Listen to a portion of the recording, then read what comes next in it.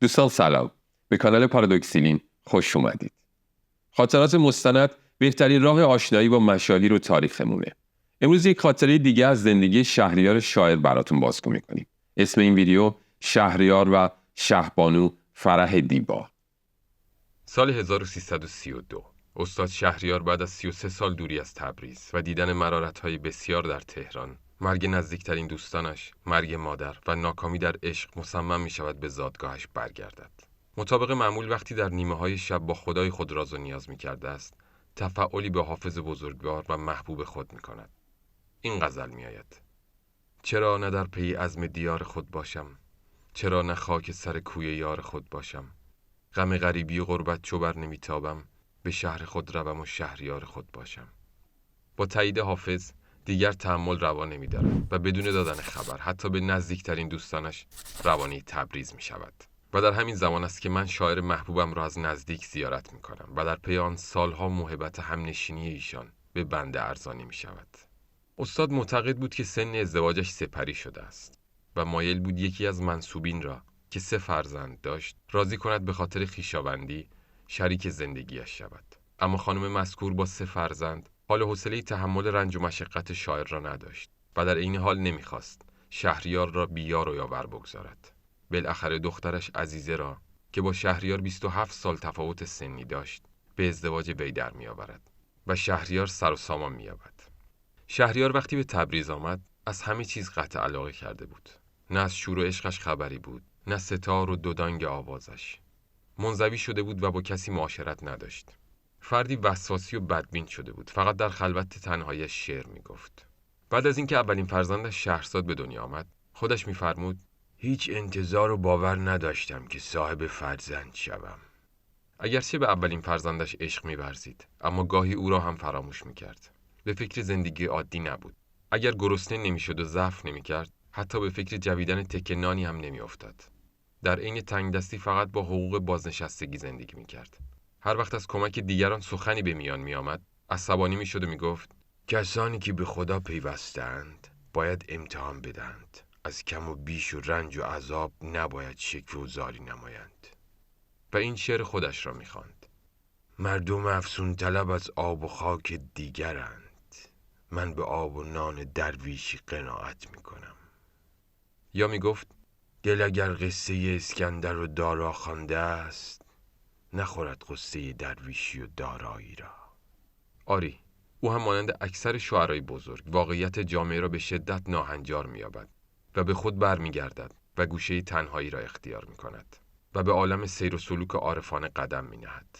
اکثر شعرهایی که در این ایام می‌سراید این حال و هوای او را به خوبی نمایش می‌دهند.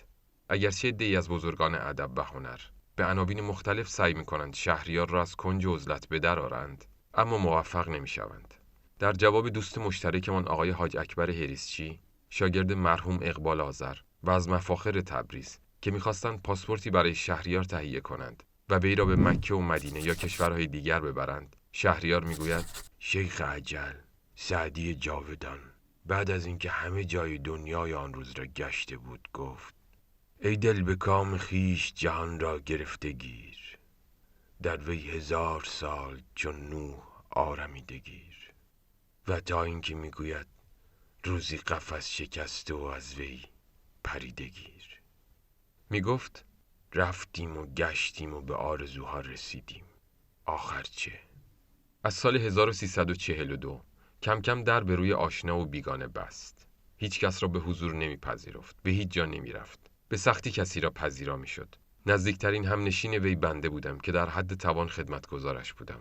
آقای حاج اکبر هریسچی هم تا حدودی به استاد میرسیدند. با این وصف در بین همین سالها به اصرار و ترغیب بنده مسافرت‌هایی به تهران و ارومیه و شیراز انجام دادیم و در هر سفر با مشکلاتی روبرو شدیم. از سال 1355 به بعد که مرگ همسرش عزیز خانم دردی دیگر بر دردهای شهریار افزود، کاملا در خانه را بست و نشست و به هیچ شخصی اجازه ملاقات نداد.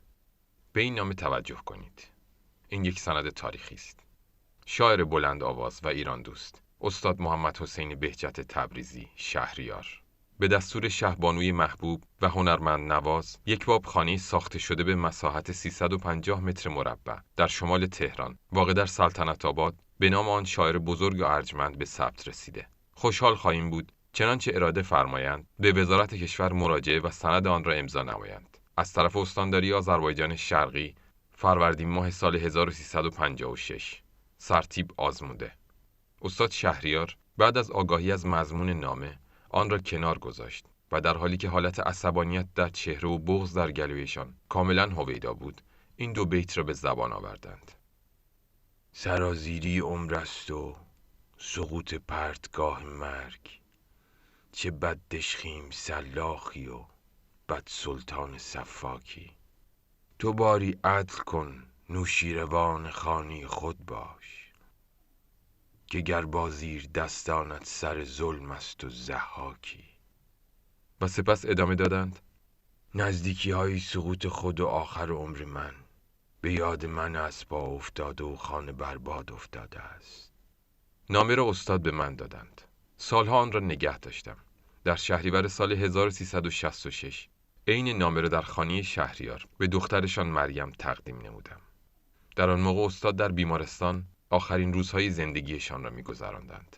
بعد از مرگ استاد شهریار، مریم و هادی و درگاهی همسر شهرزاد نامه را با خوشحالی به تهران میبرند.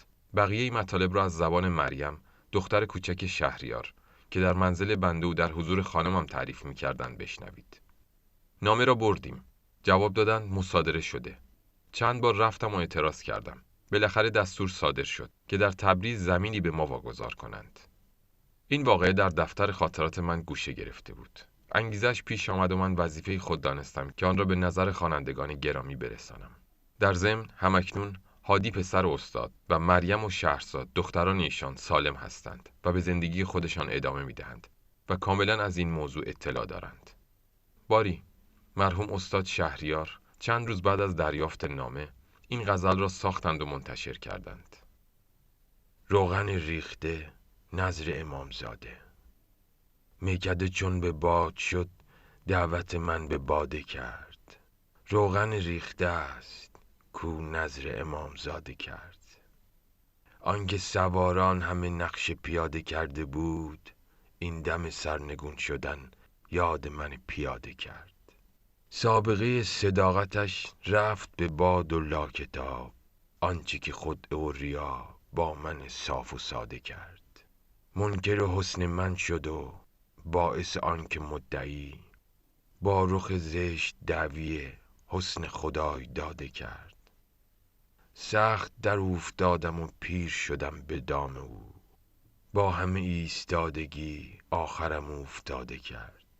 او خوره بود نام خود مرهم و مومیا نهاد، آن همه استفاده و آن همه هم افاده کرد. هیچ چراغ و مشعلی فوت نکرده رو نشد، بو که به حد اکثر از فوت و فن استفاده کرد. از سال 1355 به بعد که مرگ همسرش عزیز خانم دردی دیگر بر دردهای شهریار افزود، کاملا در خانه را بست و نشست و به هیچ شخصی اجازه ملاقات نداد. در این ایام به رویا نیز شدیداً اعتقاد پیدا کرد و می گفت بعضی پیشامدها در خواب به من الهام می شود. به هوش باش که قول و غزل نمی گویم، به گوش جان من این نکته ها سروش انداخت. ظهور جلوه حق بود و دست غیب ز پیش، ز پرده ها به در این راز پرده پوش انداخت. کافران کفر گرفتید و فکندید ایمان، تا خداوند چه خواهد به شما کیفر داد.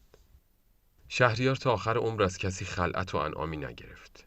با غنای طبیعی که داشت هرگز به ریزه‌خواری این و آن تن در نداد و تا آخرین روز زندگی از قناعت و ریاضت دست نکشید. شهریارا میهمان ماه خود بودن خوش است، ورنه از جان قانم نان و پیاز خیش را. وارسته‌ای که کل دنیا را مشتی ناچیز می‌بیند، چگونه می‌تواند برای گرفتن صله‌ای به ناحق چیزی یا کسی را مدح کند؟ در حالی که کلیه دارایی وی در پایان زندگی به جز خانه‌ای محقر وسایل موجود در آن بود که کلاً 100,000 تومان هم نمی‌ارزید. زندگی شهریار زندگی نبود، مرگ تدریجی بود. وصف حال خود را چنین بیان می‌نماید: 40 سال آزگار به زندان روزگار، حبس ابد چگونه نهی در حساب عمر. نه زنده و نه مرده چه حالی، نگفتی گاهی خراب مرگم و گاهی خراب عمر. بد چشمه ایست عمر که این چشم کور باد. یک جرعه عذب دارد و باقی عذاب عمر.